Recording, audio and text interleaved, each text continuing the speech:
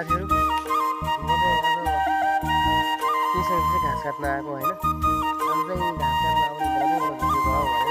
आजको दृश्य चाहिँ धेरै रमाइलो छ है दोस्तो। बर्खा लागेसँगै अब यतातिर बादलहरू देख्न सकियो होइन। कुहिरो लागिरहेछ। आज असारको चाहिँ 16 गते कुहिरोहरू लागेर पुरा यस्तो दामी देखिएको छ नि आज है। त्यही भएर चाहिँ यसो भिडियो लिउँ भनेको। आज चाहिँ असारको 16 गते हो। मनसुन भित्रिएको चाहिँ धेरै दिन भएको छैन, 2-4 दिन भएको छ है।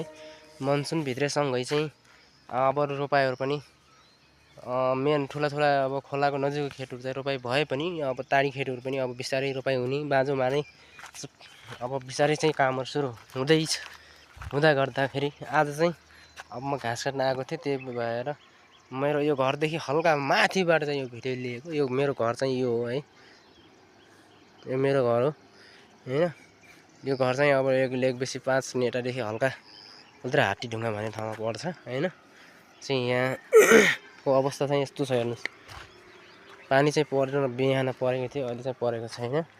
तापनि एकदम लोभलाग्दो दृश्य छ क्या यतातिर हेर्नुहोस् न। यो बादल लागेको है, कुहिरो लागेको। तपाईँहरूकोतिर कस्तो छ कमेन्ट गर्नु होला होइन। भन्न चाहेँ अब मैले घाँस काट्ने भनेको चाहिँ यतातिर हो। यो खरबारी, यो खरबारी चाहिँ हाम्रै पर्छ। यहाँबाट चाहिँ खरको घाँस लगेर अहिले चाहिँ रोपाइतिर रोपाइ भन्दा पनि खेतमा जानुपर्ने छ आफ्नो। त्यो कारणले गर्दाखेरि आज बिहानै घाँस काट्न आएको है त। तपाईँहरूकोतिर चाहिँ मौसम कस्तो छ यसो कमेन्ट गर्नुहोस्।